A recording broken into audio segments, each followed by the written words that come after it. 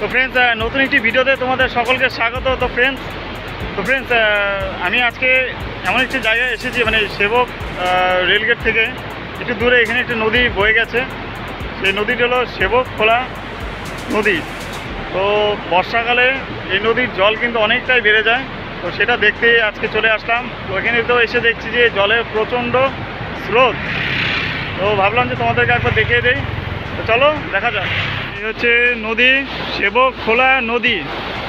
তো এই নদীর জল কিন্তু তিস্তা নদীতে গিয়ে মিশেছে। জলের কিন্তু সাংঘাতিক স্রোত।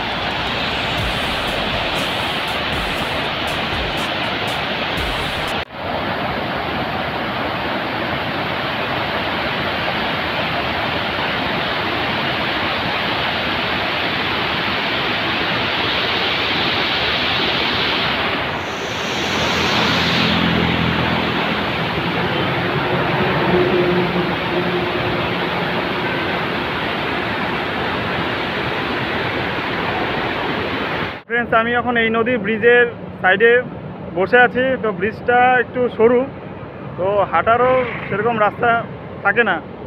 আর এই ব্রিজের থেকে এই পাহাড় এতটা সুন্দর লাগছে না দেখতে, মানে কি বলবো, ভাষায় প্রকাশ করা যাচ্ছে না। তো তোমরা পিছনে দেখতে পাচ্ছ, তো পাহাড় দেখা যাচ্ছে।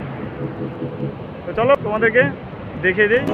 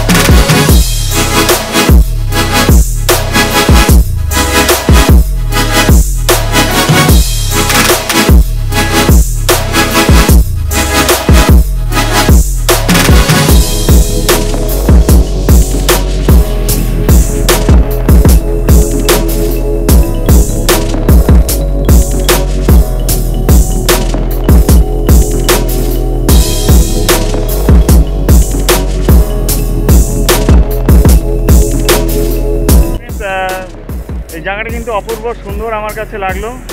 তো তোমরা কীভাবে আসবে বলে দিচ্ছি।